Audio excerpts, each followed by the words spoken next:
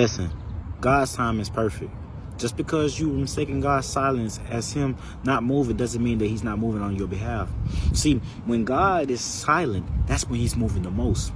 He's moving on your behalf to elevate you, but you got to allow and trust and allow yourself to stop walking by sight and walk by faith. Because when you walk by faith, God will strengthen your sight. When you walk by faith, guess what? Anything the enemy has attached to you, it will break off, because that's how God forms us a bond of strengthening, and he uses us walking on faith as a form of discipline that's going to allow us to choose perseverance, which is tied directly to God's way of doing things. Because when God elevates you, no man can bring you down. When God breaks you out of that form of bondage, you won't go back. When God takes you to the levels that he's about to take you, you will surpass all the doubt. You surpass all the negativity. You will surpass everything that anyone who didn't want you to be who you're going to be today.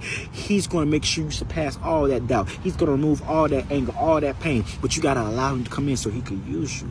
Listen. Stop trying to think that you got to do this point and blame game. God doesn't want you to give up on yourself.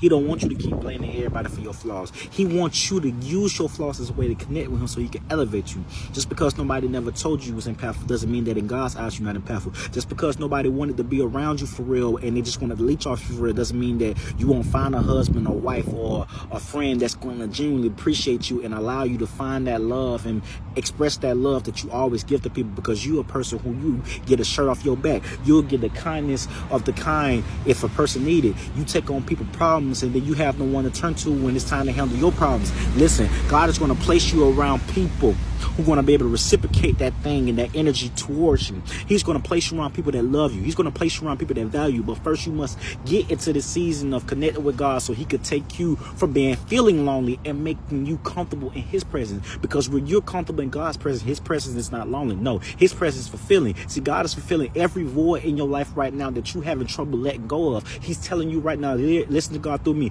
Come to me, for I will fulfill and I will surpass every void, every thought in your mind that is not fulfilled. God is in the process of taking you to your promised land. But first you got to recognize how to hear him. That's why he allowed you to learn in the storm. That's why he's using the storm in your life to strengthen you, and he wants you to view